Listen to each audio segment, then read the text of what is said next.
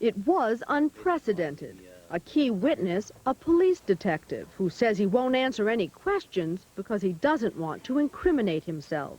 What more does anyone need out there to understand that we have now demonstrated this man had motive, he had opportunity, and now he's claimed the Fifth Amendment out of his own mouth?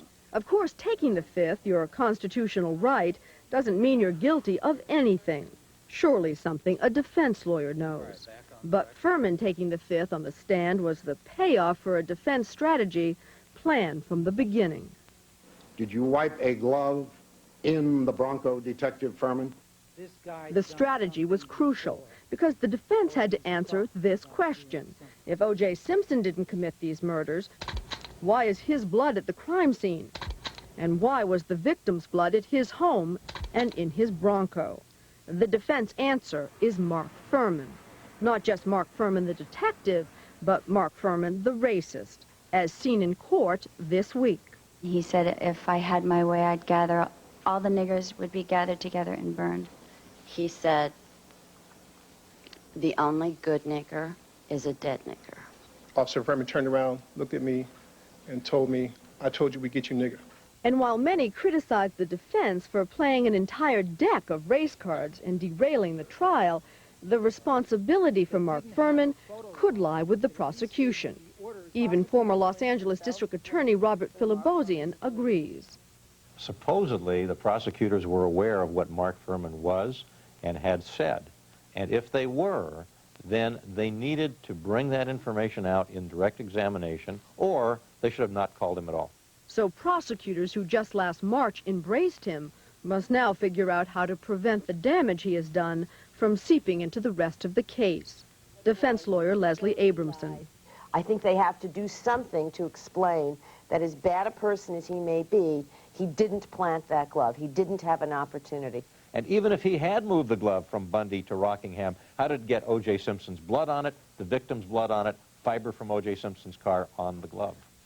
Prosecutors did have one victory this week when an appeals court ruled that Judge Lance Ito could not give this instruction about Mark Furman to the jury. Detective Mark Furman is not available for further testimony as a witness in this case. His unavailability for further testimony both on cross-examination is a factor which you may consider in evaluating his credibility as a witness. So the question now, David, is where are we? After $7.5 million of taxpayer money and a jury that's been sequestered for 8 months. What will happen tomorrow is still unclear, but it looks as if the defense will not rest. David? Cynthia, join us now in asking questions of Vincent Bugliosi, who has had a busy career in Los Angeles as a prosecutor, formerly a deputy district attorney and prosecutor in one of the most famous killers of our time, Charles Manson. Mr. Bugliosi, thank you for coming. Pleased to have you. Join us. And you have prosecuted, I believe, 24 murder cases. Is that right? 21 for the prosecution and 3 for the defense, right, David? Well, you're did you win them all? Yeah, right. You expect to win this one? Well, I'm not as confident as I once was. The evidence against Simpson obviously is overwhelming, but if the dismissed jurors, if the statements that they've made are so preposterous, if they're any reflection, David, on the quality of the gray matter on the existing jury's mind, then I think the DA has something to worry about. I'm still very confident that it's not going to be a not guilty verdict, but I think the likelihood of a hung jury is just as strong as a conviction. And I'm basing this on these absurd statements that some of these dismissed jurors have made. But the case is overwhelming against Simpson. Mr. Bugliosi, I need to interrupt here briefly. We'll be back with more questions for you and for the rest of today's program in a moment.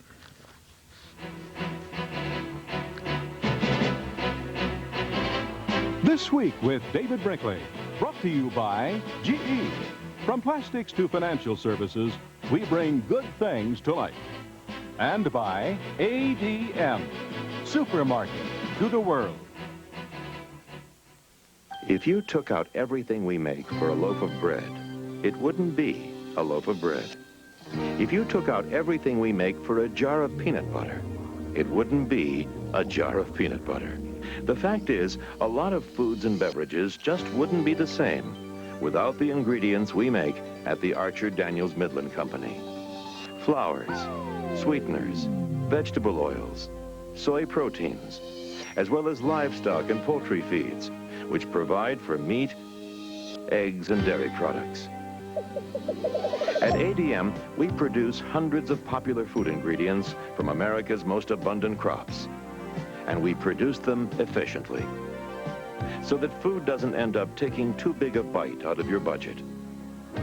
You won't find the name ADM on your grocer's shelves, but from now on, you'll know we're there. ADM, supermarket to the world. We're back with Vincent Bugliosi, a prominent Los Angeles attorney, with more questions. George? Mr. Bugliosi, the legal question is what should the jury hear about or from Mr. Furman? But the theory of sequestering a jury is that it can be hermetically sealed, so that the presumption is that they know nothing now. How realistic is that? This jury, there must be an enormous seepage of this information into the jury, and would it not be better for them to get it all instead of or perhaps distorted fragment thereof? Yeah, I think the so-called pillow talk, there's conjugal visits. I think here and there the jury is going to know what's happening, because by osmosis or any other way, it's pretty hard to suppress evidence, totally isolate the jury from this type of thing. Incidentally, I blame Judge Ito completely for this entire Furman incident. Under Section 352, George, of the California Evidence Code, he never should have permitted the defense several months ago to ask Mark Furman that question as to whether he had ever used that racial epithet within the past 10 years. Just to give you an idea how silly Judge Ito's ruling is, every single day, George, throughout the country, literally thousands of white police officers arrest or investigate black suspects. And does anyone really believe that when these thousands upon thousands of cases come to court, that it's perfectly proper to ask every one of these officers if they've ever used a racial epithet within the past 10 years, and if they deny it, have a satellite trial on this issue? I think it's absurd on its face, and Judge Ito, I think, was way off base here in permitting the defense to get into this, and unfortunately the prosecution is paying for the sins of Judge Ito. If O.J. is convicted, and on the basis of testimony that does not include the Furman tapes, yet the country has heard the contents of the Furman case, will that not complicate substantially the perception of whether justice was done? Well, what overrides everything in a case, George, the composition of the jury, the sequestration, what overrides everything is the evidence in this case. And if the evidence proves guilt beyond a reasonable doubt to this jury or a subsequent jury, chances are most juries do reach a normal, just verdict. They're going to come back and convict Simpson, irrespective of what they happen to have heard outside of that courtroom. Mr. Bugliosi, aside from the evidence, there is the question of O.J. Simpson as a celebrity, as the defendant. When you were trying the infamous Manson murders, the celebrity was the victim, and the people who were tried for the murder were a bunch of sort of ragtag hippies that nobody much liked in California. Doesn't that change the equation somewhat? But again, it's not who the defendant is, Cokie, or celebrity or things like that. It's if the evidence is there. Actually, in the Manson case, Manson was not at the murder scene. Here, we have Simpson's blood being found at the scene and the victim's blood being found inside his car and home. So under these circumstances, it's really not possible for there to be any reasonable doubt of Simpson's guilt. If Charles Manson and those women had had the money that O.J. Simpson has to mount the defense that he has mounted, would that trial have been different? It's difficult to hear here, this coming out of my ear here, Cokie. Would the result have been different? Yeah. In the Manson case, if they had had a high-priced defense? I mean, I think so. The defense in this case, really, when you separate the wheat from the chaff, they have not presented a real, valid, legitimate defense to the charges, Cokie. There's been a lot of bluster, but I think their defense has been transparently specious. It somewhat reminds me of Victor Hugo's account of the octopus. Hugo metaphorically refers to the ink bag of the octopus. He says that when the octopus is attacked, apparently it lets out a dark fluid from this bag, making all of the surrounding water dark and murky, enabling the octopus to escape into the darkness. And what the prosecution has to do in this case, Koki, in their final summation, and I certainly hope that they're up to it, I'm not quite as confident in them now as I was at the beginning of the case, they have to clear up this water that the defense has tried to muddy so that the 12 folks on the jury are going to be able to clearly see the facts and the evidence, behold the form of the retreating octopus, I'm referring to Simpson, of course, and bring Simpson back to face justice. I think it would be very, very difficult, Koki, to find another murder case where the evidence of guilt is as obvious as this case. The Manson case, actually, the evidence was not as strong against Manson and his co-defendants as the evidence is here against OJ Simpson. Mr. Bugliosi, let me ask you about a strategy of the prosecution at this point. They've indicated they have 60 witnesses on rebuttal, obviously too many to fit into this one-week window that the judge has told the jury about. Do you think they should pare that list down? Do they really need this many witnesses on rebuttal? Well, a lot of the witnesses are going to be calling, apparently. They should have presented that in their direct examination. I've personally, and let me say this, the prosecutors are good prosecutors. They're fighting hard for justice. I'm 100% behind them. And they've proven guilt beyond not just a reasonable doubt, their only burden, but beyond all doubt. But in the process, they've made some very fundamental errors. And one of the main monumental errors they made, I've never seen another case like this where the DA in their case in chief has decided not to present so much very incriminating evidence against the defendant. They haven't presented evidence that after that slow speed chase, the police found in Simpson's Bronco a gun, a passport, $10,000 in cash, and a cheap disguise, very incriminating evidence. They never presented the suicide note that he wrote, which just reeks with guilt. Show me an innocent defendant charged with murder who would have written a note like that. They never presented photographs that they have of Simpson wearing gloves that look identical to the gloves found at the murder scene and at the Rockingham estate. And most of all, most unbelievably of all, they did not present this exceedingly incriminating statement that Simpson made to the police on the morning after the murders. That statement all by itself, if there was nothing else, Cynthia, would prove guilt beyond a reasonable doubt. Now, why the DA did not introduce all that evidence in their case in chief, I don't know. They're going to try to get some of it in now in rebuttal, but I can guarantee you there's going to be a very spirited opposition by the defense to the introduction of that evidence on the rationale that it's improper rebuttal. As you know, Cynthia, in rebuttal you can only offer evidence to controvert evidence that the defense has presented. And they're going to argue that the DA should have presented this evidence in their case in chief. Why they haven't done that, I don't know.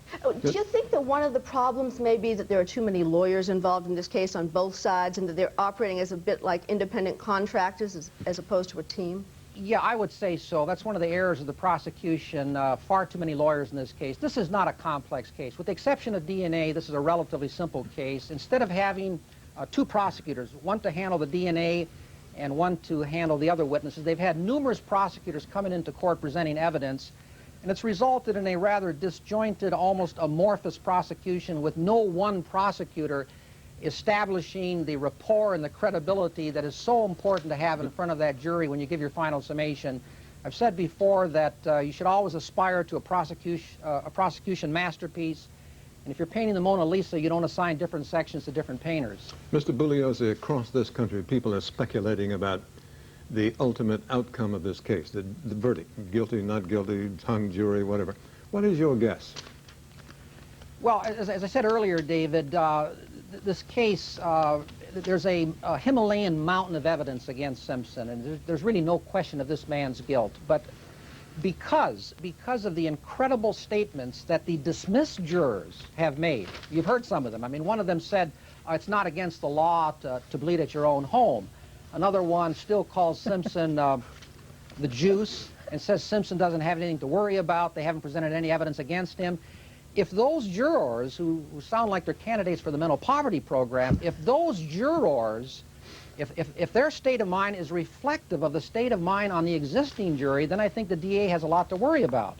At one point, I was very confident in a guilty verdict. I think right now, the probability of a hung jury is just as high as the probability of a conviction. I'm still confident, still extremely hopeful that it's not going to be a not guilty verdict. I think that would be a terrible, terrible miscarriage of justice. Because we all know what happened here. And it's just a game that they're playing there in that courtroom. If, in fact, the prosecutors knew, as it appears they may have known, that Mark Furman did indeed have these racist tendencies, was this a mistake on their part or misconduct on their part to not bring it forth to the court? Well, it was a mistake. The prosecution violated a very basic, fundamental prosecutorial technique, i.e. that when you know the defense is going to present evidence damaging to your side, you should present that evidence yourself. They didn't do that on many occasions. Another very serious error they made in this case, they violated an important rule, and most rules have exceptions, but there's no exception to this rule. The prosecution should always convey to that jury that as representatives of the people, they want to introduce all relevant evidence on the issue of guilt. It's for the defense to suppress evidence, not the prosecution. And yet in this case here, it appears that there are situations where the jury had to draw the inference that it was the DA who was trying to keep out evidence. Now, why they did that, because of inexperience or what have you, I don't know, but it looks terrible to the jury. George, we have a few seconds left. Well, this is a hard question to answer briefly, but can you tell us, is there a reform of the system that's called for as a result of this trial? We know the celebrity and the money complicates it, but is there something wrong with the system? Rules, proceduritis, whatever. Give us a quick agenda reform. In a couple seconds, George, you want me to tell you how There's a 30-second course in criminal law. I'm not capable of that, George. No one's ever accused me of being short-winded, but usually my answers go on interminably. One thing, we should not have cameras in the courtroom. Too many witnesses are affected by that. Either they're more shy and hesitant, or they elaborate and act, and they put on. And is it a non sequitur to suggest that if people alter their physical appearance because of that camera, they may alter their testimony? I don't think it's a non sequitur, and if they do that, it compromises the whole purpose of a criminal trial. Mr. Bugliosi, thank you. Thanks very much for being with us today. Thank you very much. Enjoyed listening to you. Coming next, Gerald Ullman, one of the team of lawyers defending O.J. Simpson, and the results of their work will be seen in a week or two, maybe, in the form of a verdict. Gerald Ullman, in a moment. Yes, I have a question about the GE-8 locomotive. If I wanted to engage the cold water tap into the ice maker, do I first light up an entire city block so I can design a plastic panel to withstand the impact of a 34-pound turkey? Or should I first twist the head 16 degrees counterclockwise to allow enough light for people to see Giovanni Marchesi sing like a large elephant stuck in a dishwasher? GE has a simple way to answer some of our customers' toughest questions. GE Answer Center. One number gets you in touch with answers and information on any of GE's 250,000 products. Because like everything GE makes, whether it be a jet engine or a refrigerator, GE stands behind it. 24 hours a day, 7 days a week. and 365 days a year. So there's only one call to make the next time you have a question like, how quickly can a spacemaker microwave? travel from Chicago to New Orleans? I'll be glad to help you with that. wonderful. Terrific. Thanks. Excellent. Cool.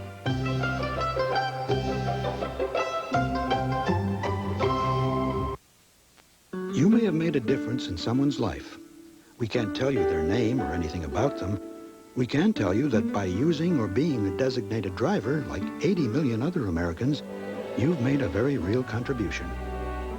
You see, drunk driving fatalities declined by 37% in the last 12 years. We salute America's designated drivers, and we urge everyone to join you. By doing what's right, you're making things better. A message from Budweiser.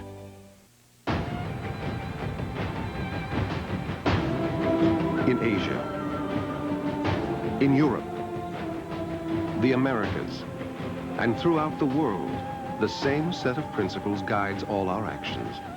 And while we have as clients more countries, companies, and individuals, we don't judge ourselves by this fact alone, but how we live up to our principles. We think that makes a difference. The difference is Merrill Lynch. Previewing Tuesday. How do you tell if somebody's a redneck? He's crazy like a Foxworthy. When two cousins fall in love. He's sly like a Foxworthy. You are loving this way too much. Because he is a Foxworthy. ABC previews The Jeff Foxworthy Show, Tuesday after Roseanne. Mr. Ullman, thank you very much for coming. You are one of the lawyers defending O.J. Simpson.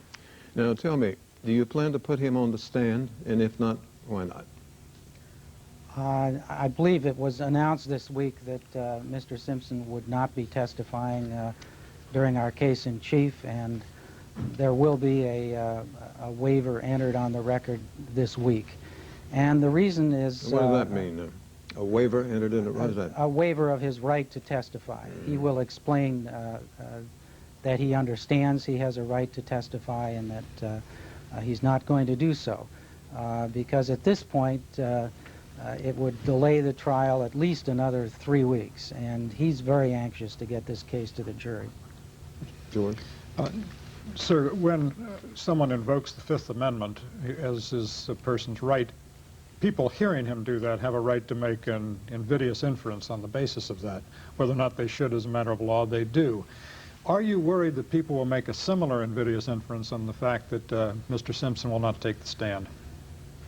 Well, that's even more of a concern, of course, when the person not taking the stand is the defendant, that people will infer that the reason he's not testifying is because he has something to hide. And that is a concern. It's ironic that there's a jury instruction to tell the jury that they should not draw an adverse inference from that fact, and yet the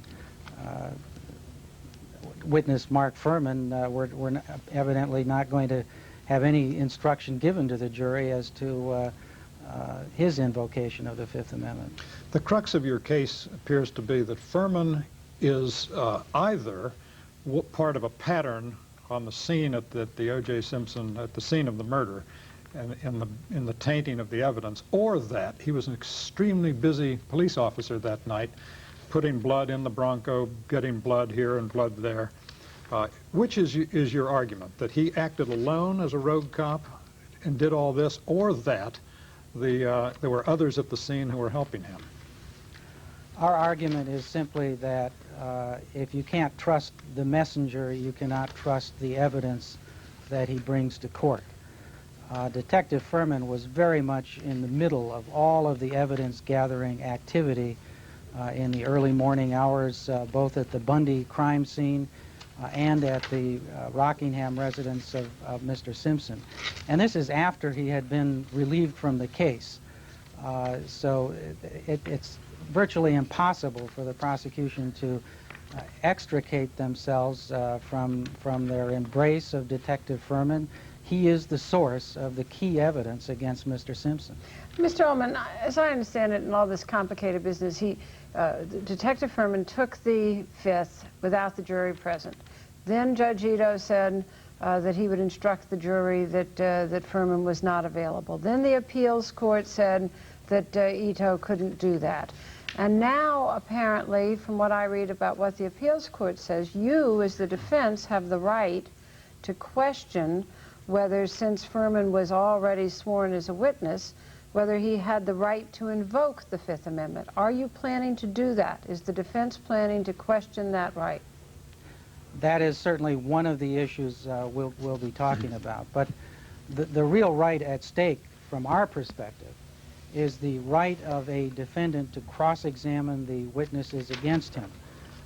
There's no question but that there is still very significant cross-examination of Detective Furman to be conducted, and his invocation of the Fifth Amendment precludes that cross-examination. So if you bring him back and say, or you come back to court tomorrow and say he doesn't have that right, is that likely to now, are we now going to have that whole long line of arguments? Well, I think we're going to have a remedy. We cannot rest the case without the jury knowing what happened to Detective Furman. When he got off the witness stand in the jury's presence, he was informed that he was subject to recall for further cross-examination. And we can't rest our case with the jury wondering what became of this man. So what do you do? Well, there are a number of alternatives that the court may consider. We may have to strike part of his testimony, eliminate his testimony with respect to the finding of the glove. We may have to come up with an alternative instruction that would be acceptable to the Court of Appeals. We may have to compel the prosecution to grant him immunity so that he can testify and be subject to cross-examination if they intend to rely on his testimony. There are a whole spectrum of alternatives for the court to consider, but I can tell you we're not going to rest our case until this jury knows what happened. Dean Ullman, let me ask you, back to something that George raised. You will ask, and the judge will instruct the jury, that Mr. Simpson's decision not to testify in no way should be read as any kind of admission. It shouldn't be read against him. And yet you asked the judge to instruct that Mark Furman's assertion of his Fifth Amendment right should, in fact, be read against him if the jury so chose. Isn't that a direct conflict? No, we're not actually asking that an adverse inference be drawn from the invocation of the privilege. But bear in mind that the invocation of the privilege is because of his fear of prosecution for perjury. So it very much does have to do with his credibility.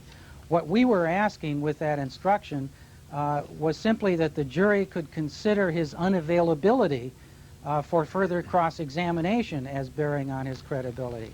That's our concern, that we are being denied the opportunity to confront and cross-examine this crucial key witness against the defendant. Mr. Dean Ullman, you did have Mark Furman on the witness stand, though, under cross by F. Lee Bailey for 3.5 days. What new question, in light of the perjury question, which was the use of the N-word, what new question would you want to ask Mark Furman in front of this jury? We have a host of new questions that have been raised by the McKinney tapes, in which Detective Furman actually advocates creating and planting evidence. But Dean Ullman, the judge has said those aren't admissible. We don't have to admit the tapes themselves in order to have a good faith basis to cross-examine Detective Furman about his attitudes and his beliefs in terms of whether it's even wrong to make up lies about a defendant if you think he's guilty. That's essentially what Detective Furman advocates on those tapes. Mr. Ullman, am I right in that if a person on the stand takes the Fifth Amendment on one question, he has to take it on all of them? That's not quite correct. Well, what is correct? You can invoke the privilege with respect to any question that may provide a link in a chain of evidence that might incriminate you. But we believe that to some extent we may be able to sort out some questions that he can take the Fifth on because there is a legitimate concern about prosecution for perjury, and others as to which he may be able to answer. When you want to call him back, what would you expect to get out of him if you did, if he came back? We want the jury to get the same opportunity to assess this man's credibility that we all have had. We want the opportunity to question him about the witnesses who came in this week and testified to his racism, to the contradictions between his description of what happened in the early morning hours of June 13th and the description of the police photographer, for example, who places him right in the middle of all of the evidence before he went to the Rockingham home of the defendant. Dean Ullman, if indeed Mark Furman planted the bloody glove at Rockingham, as you suggest, and it was found early in the morning before Mr. Simpson returned from Chicago, that glove has been found to have Mr. Simpson's blood on it. What is the defense theory on how that blood was put on the glove, since it was obtained and put into evidence before he returned and his blood would have been available? Well, it bothers me when everybody assumes that the blood, with respect to any of the blood evidence in this case, is the blood of Mr. Simpson or the blood of the victims. The testing procedures and the procedures by which this evidence was handled raise, I think, some substantial doubt about that. But the location, the physical evidence surrounding the discovery of that glove simply doesn't match the prosecution's theory of the case. It makes no sense if they're contending that Mr. Simpson returned to his home right after the commission of these murders and then went into the house and was observed by the limousine driver. How did the glove get back there? There's just no way that it matches even the prosecution's theory of what happened. Mr. Ullman, suppose the jury at the end of each day had gone home, watched court TV, watched CNN, watched ABC.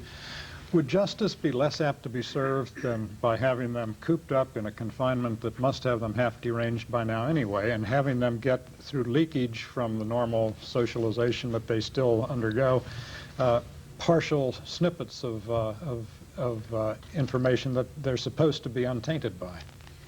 I could not imagine trying this case to a jury that was not sequestered. The saturation in the media, a lot of which simply was not admissible in evidence. I mean, people need to remember that they have seen on television a lot of things that are not admissible as evidence, and they're making judgments based on a view of the case that is very different from the jury's view. Mr. Ullman, thank you. Thanks very much for being with us today. Pleasure to have you. Coming next, our discussion here, and joining us will be Julie Johnson of ABC News in a moment. Maybe once in my life. Ah, come on. All right, twice. Never. How often do you change long-distance companies? What's the point? They're all the same. Now there actually is something worth changing for. How's that? Sprint cents. On top of 10 cents a minute, you'll get cash back every year you're with Sprint. This is called money. 10 cents a minute and some cash back? Great. Thank you. Good idea. Yeah, I would like cash back. Who wouldn't? It pays to stay. Sure beats making money the old-fashioned way, doesn't it? Call for 10 cents a minute evenings and weekends, now with cash back. Every second of every day, there are 3 new mouths in this world to feed. Hundreds of millions more by the year 2000. And the majority of them will be born in countries where malnutrition is already reaching alarming proportions. Right now, the world has the food and the resources to conquer hunger. But it won't happen as long as we continue to look the other way. ADM, supermarket to the world.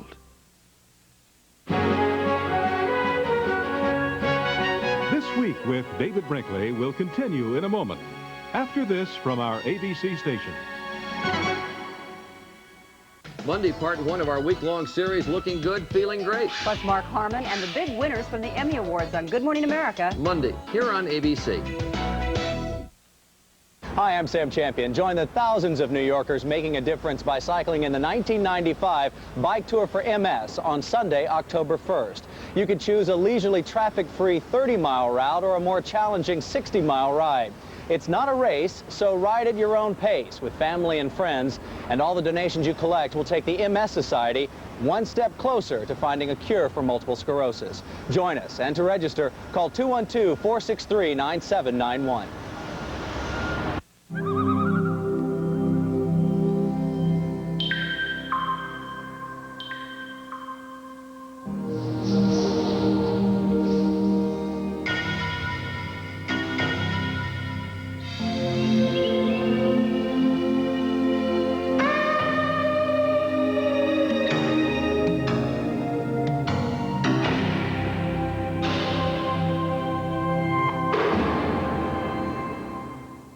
Amazing love stories. Monday's Oprah.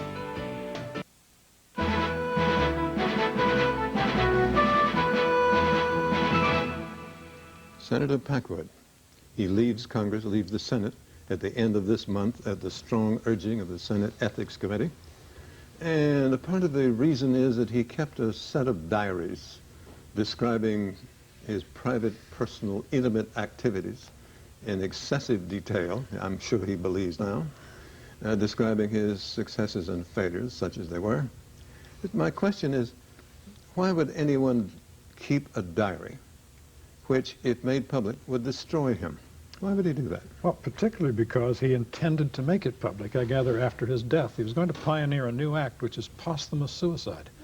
He was going to publish these things and then destroy whatever remained of his reputation. I mean, it's a fabulous Actually, thing. But basically, it's ego. I mean, I think he's one of these people who really thinks that all his inner thoughts are deathless and literature. So in the pursuit of that, he plants a time bomb under his own bed. Yes. He does, and he dictates it into a tape recorder, and then has a woman who was his secretary and then left his employee type it up for 24 years. I mean, think of her, poor woman, sitting there typing this stuff. But David, he didn't detail his failures, just his successes. And he did say in the diaries that that it would be okay because he hadn't put down any of his failures. He was clearly more worried about his colleagues thinking that he wasn't sexually successful than worrying about what he was saying in these diaries. I think Johnson, George what do you think about this? hit upon it when he talked about the ego. I went through large parts of these volumes. There are 10 volumes. They go on for 10,000 pages. 40 pounds. And not only the diaries are there in terms of the Ethics Committee report, it's also the depositions, many of them spanning 500 pages of Bob Packwood. A couple of things come out, though. He says, what was, you try and get it, what was on his mind? He says, well, the one clear thing motivating him was the press. Even when he was altering the diaries, even when he was doctoring the transcripts. A second thing that comes out is that he doesn't really get it. For instance, he says he doesn't understand the criticism because his was a great office to work in for women. He paid women staffers more than any other Senate office on the Hill. So what's all the brouhaha? The sad part about it, though, quite frankly, and some of these issues have been referred to the Department of Justice for review, is that he did raise some real ethical questions.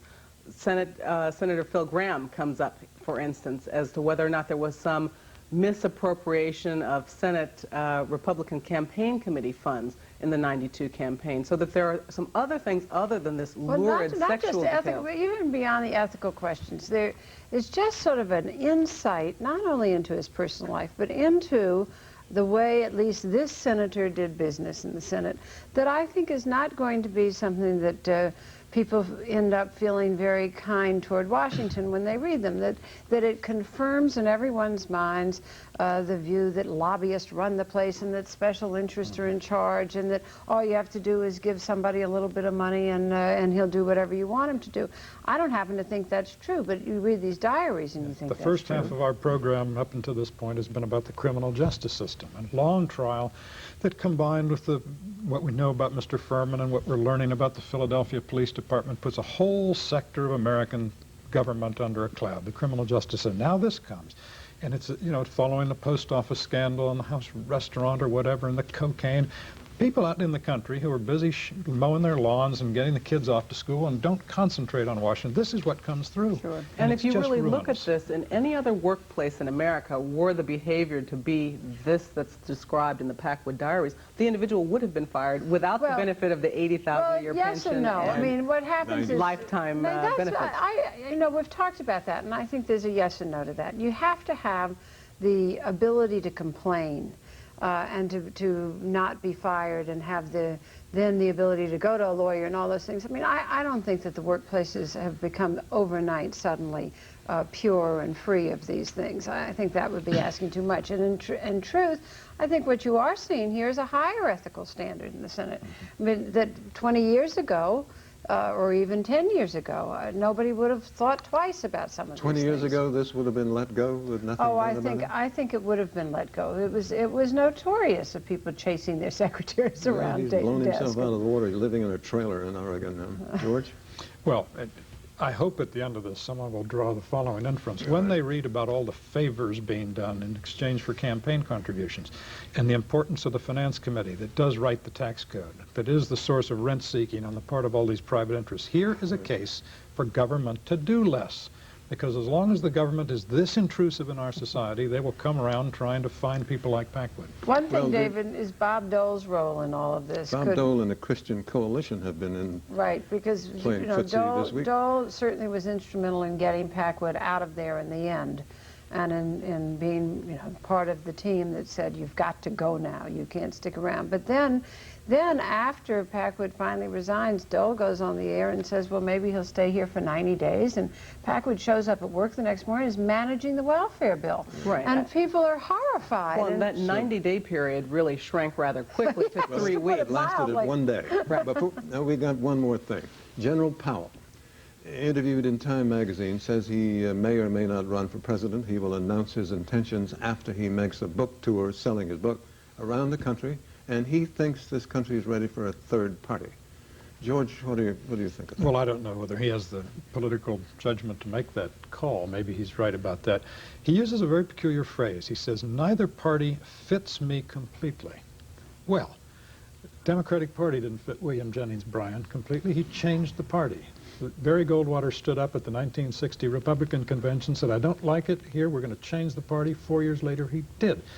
What makes Colin Powell attractive to people, I gather, is he's supposed to be a manly leader. A manly leader doesn't say, if the party doesn't fit me, I'll sit on the sideline. Well, except for that, what he's saying is that there's no representation of the sensible center. And I think that that's what most Americans agree with, that they think that, neither party represents what they feel, which is somewhere in the sensible center. He also used the R word, though. The R word is Rockefeller. He sort of, I mean, the Republican Party... Well, there are a lot of words that are going to have to come out of his mouth before it's all over, because I think in the enthusiasm for a Powell candidacy, we forget a number of things. One, if it's the center he's looking for, where is he going to get a cabinet from that center? Who would he appoint? Who would run the government? Who would govern? But also, I disagree with that. I think there are lots of people who would fit that bill. Yeah, but we talked about the Christian Coalition just a minute ago, and the real question about Colin Powell is he conservative enough for them? He is not anti-affirmative action enough. That's only a problem if he runs as a Republican. That's only a problem if he tries to win the Republican Party nomination. I think that the difference between him and William Jennings Bryan and others before him is that right now he represents where the people are, which is that they are furious with both parties and would like to see someone who is not associated with either party. Nor does he have a speech called the Cross of Gold. I have to interrupt here briefly. We'll be back with more of this in a moment.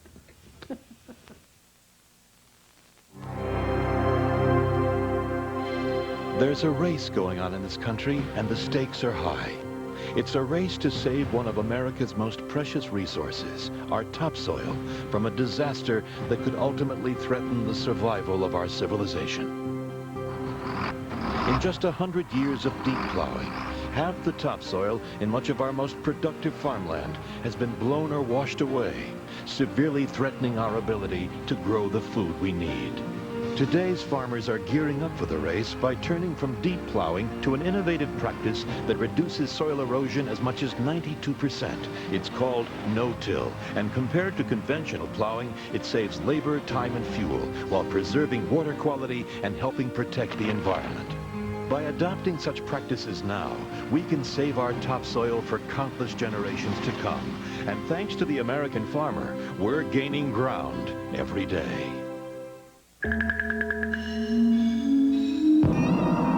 A new chapter has begun in Merrill Lynch's history in Asia. We are the first American securities firm invited to open an office in mainland China. Being there gives our financial consultants a different perspective, which makes a difference for our clients. The difference is Merrill Lynch. This GE compact fluorescent bulb gives you soft, warm light. Take the ball, Jamie. It's an energy-efficient bulb that lasts year after year. Hit the ball, Jamie. Up to 9,000 hours longer than an ordinary bulb. Outside with the ball, Jamie. So it won't need to be changed for about 7 years. Hey, Jamie, how many grown-ups does it take to change a light bulb? Change a light bulb? Why would anybody need to change a light bulb? The revolutionary GE compact fluorescent bulb. Tuesday is the family reunion that's twice the fun. I don't see any family resemblance, do you? Home Improvement. Then, the coach gang says goodbye to Minnesota. We've had some great times in there. And moves to Florida. This is fun. If you've ever seen Coach before, this is the one you won't want to miss. Hey, that better not have been on purpose. The season premiere of Coach after Home Improvement Tuesday. We're back, all of us bright-eyed and eager. Now, tell me, what have we accomplished in Bosnia? We were told that there was a peace agreement dividing the country 49-51. The shooting, the bombing, however, continues.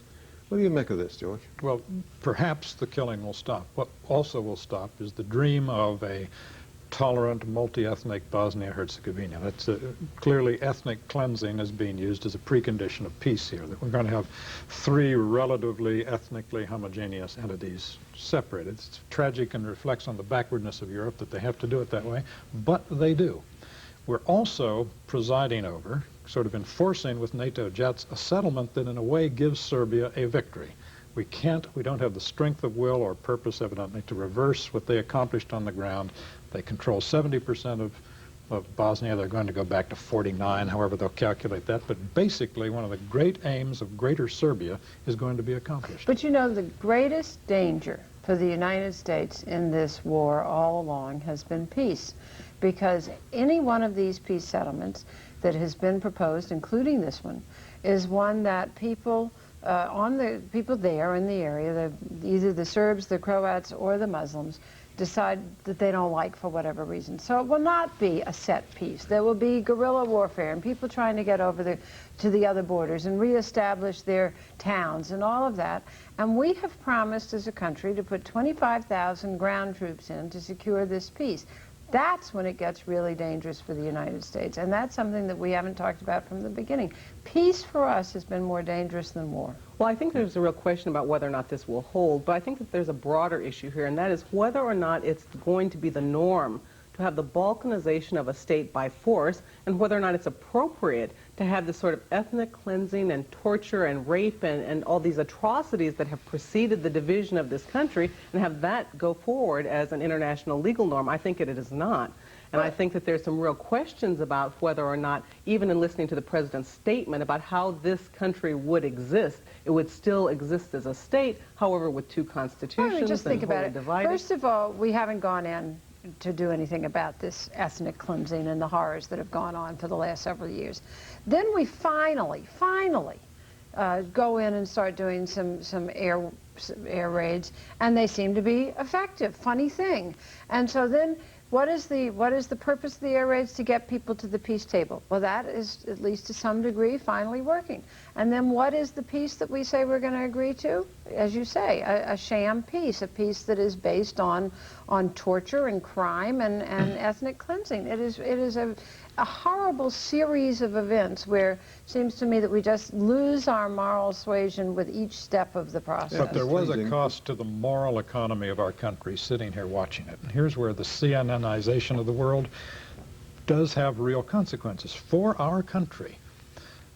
To sit and watch horrors of this sort, constantly saying it doesn't affect our economy, doesn't affect our national security, therefore it doesn't affect us, that's a non sequitur. There's no question about that, but in some sense it's true that the president really ultimately only acted once it was clear that there was a veto-proof majority in Congress that was going to go on and finally intercede. That's it wasn't right. exactly the leadership that came from the executive branch on this question about, watching the ethnic cleansing go on and on and on. I mean, the failure of leadership on this question has truly been remarkable for many years now. On both sides of the Atlantic? Yes, on both sides of the Atlantic. Well, there's one other item here that I don't know what to make of, but it's Calvin Klein, who is a designer of clothing, for men and women, I think. Is it? Hard to tell. And children. Well, hard to tell. And he is, his advertising attracts your attention because it is vaguely, I don't know what to put it. I don't know how to call it. Pornographic. The FBI, huh? Try pornographic. Well, pornographic. It's vaguely pornographic. I'm not sure that's accurate, George, but I'll accept it lacking a better term. Anyway, the FBI is looking at his advertising and wonders if some of the children, some of the young kids he's using in his ads are below the legal age of 18, if they're being exploited. What do you think? I think that these ads, the ads are outrageous. They show young people in all kinds of sultry, sexy positions, and do imply that these are children as sexually active or sex object human beings, and that they were meant to get everyone's attention, and that it is a bunch of people sitting around in New York who think these are cool, without understanding that the country is appalled by them. And their defense now is, well, these ads would have been fine a few years ago, but the country's gotten so conservative we can't do it now. Guess why the country's gotten so conservative, folks? Because of the ads like that. Because people think that their kids are not protected from stuff like that. I talked to a senior Justice Department official about what the FBI is going to do and whether it can do anything. One of the first things they have to find out is whether or not these models in the ads are actually lower than the age of 18, and whether or not, therefore, the federal statute on child pornography would apply. But I think there's a broader question here, and one of it is this. We've had all sorts of ads using very young girls for many, many years, and they've only grown more provocative over the years.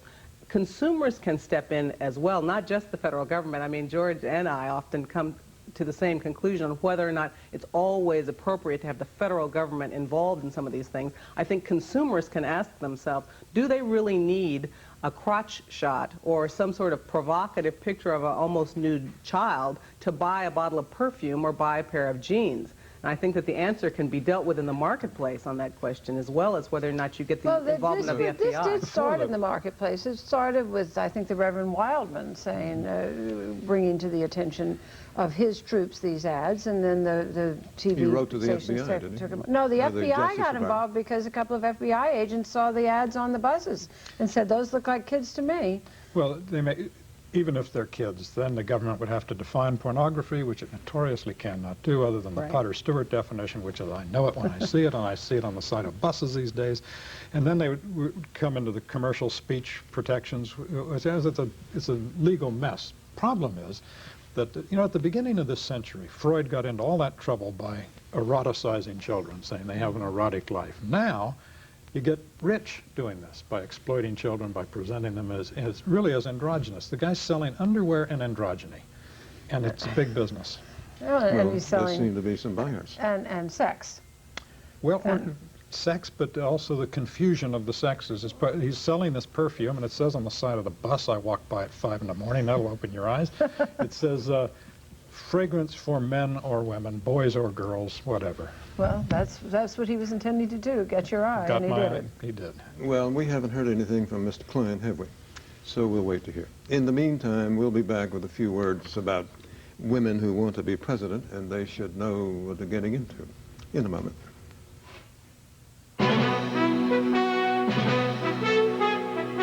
This week with David Brinkley, brought to you by Merrill Lynch. For clients around the world, we make a difference.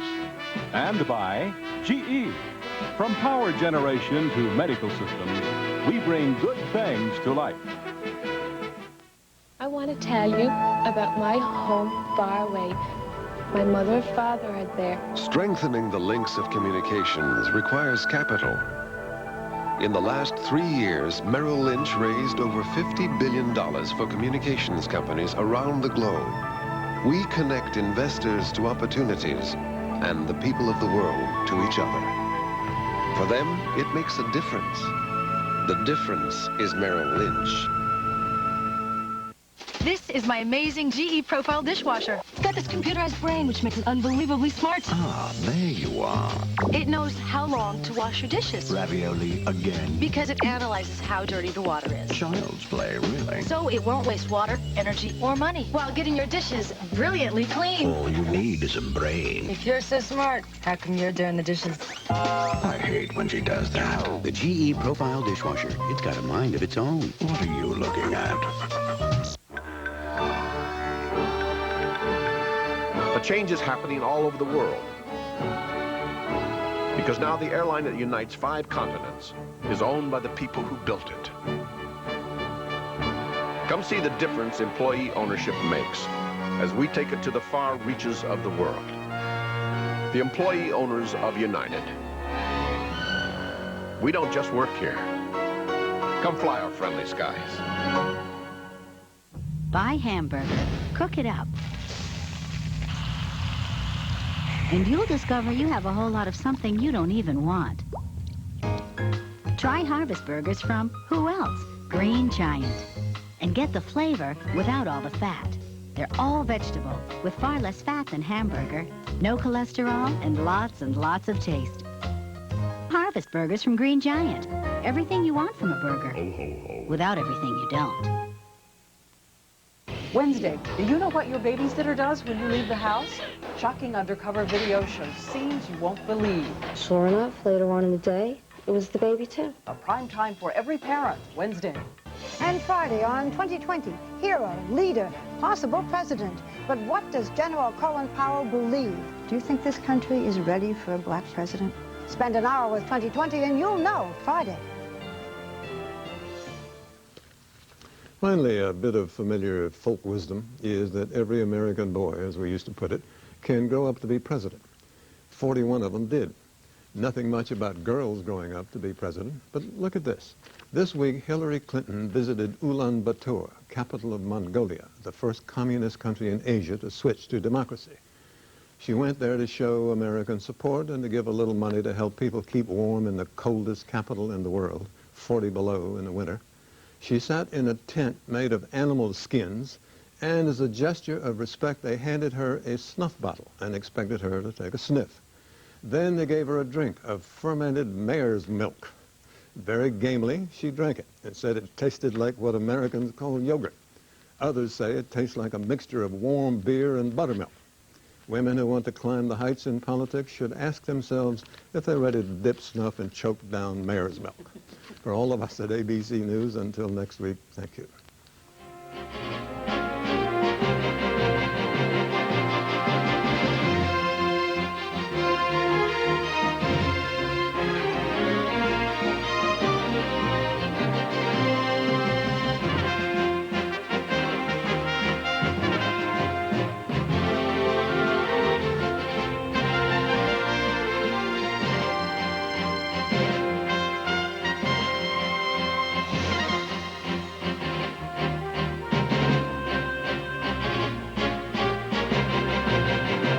For more information about This Week with David Brinkley on America Online, call 1-800-772-4222. For transcripts, call 1-800-ALL-NEWS.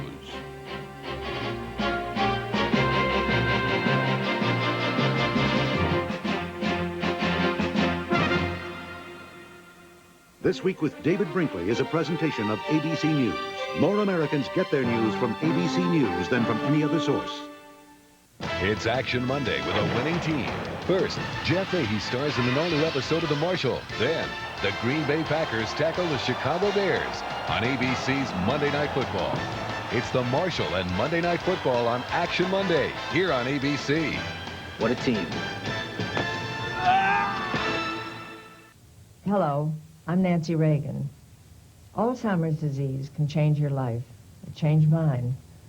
Millions live with this illness every day, both victims and their families. The Alzheimer's Association and the National Institute on Aging are committed to help. If someone you love is suffering, please call the Alzheimer's Association. You're not alone.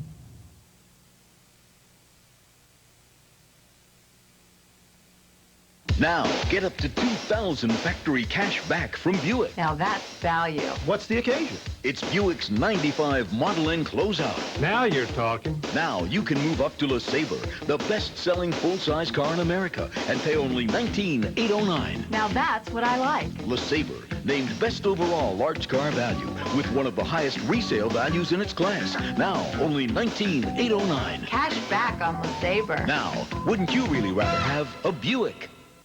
By the time this commercial is over, 86 babies will be born. 1 million gallons of oil will be drilled. 1 million gallons. 53,000 math books will be opened. 750,000 shares will be sold. A new court case will begin. And 12,000 people will say hello. Hey, a lot can happen in 30 seconds. Why not make every one count? The McGraw-Hill Companies.